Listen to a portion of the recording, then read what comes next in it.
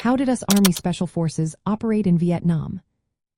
Imagine small teams operating deep in enemy territory, blending into local communities, and gathering vital intelligence. That's how US Army Special Forces worked during the Vietnam War. Their main role was unconventional warfare, which means doing things outside traditional battles. They used covert missions, reconnaissance, and direct actions to weaken the enemy. These missions often took place behind enemy lines, making them highly secretive and risky. One of the key units was the Military Assistance Command Vietnam Studies and Observations Group, or MACV-SOG.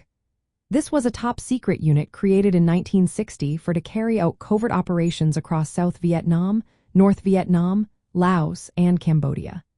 MACV-SOG teams were small, often just 10 men, made up of US Special Forces soldiers and local guides. They gathered intelligence on enemy movements, rescued downed pilots, and captured enemy soldiers for interrogation.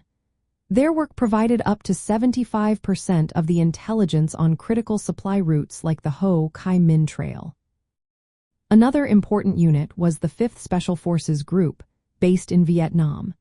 They specialized in fighting in the Mekong Delta, a vast area full of rivers and flooded forests. They used watercraft like Hurricane Aircat airboats to navigate the waterways quickly and safely.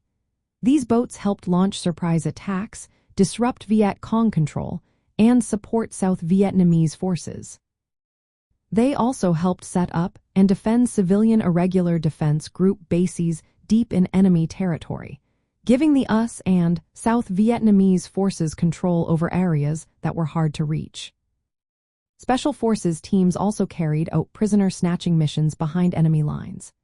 These missions were dangerous but often produced valuable intelligence about enemy troop strength and plans.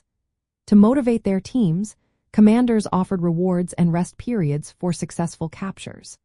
MACV-SOG's operations played roles in major campaigns, including the Tet Offensive and Operation Command Hunt, although many of their activities remained classified for years.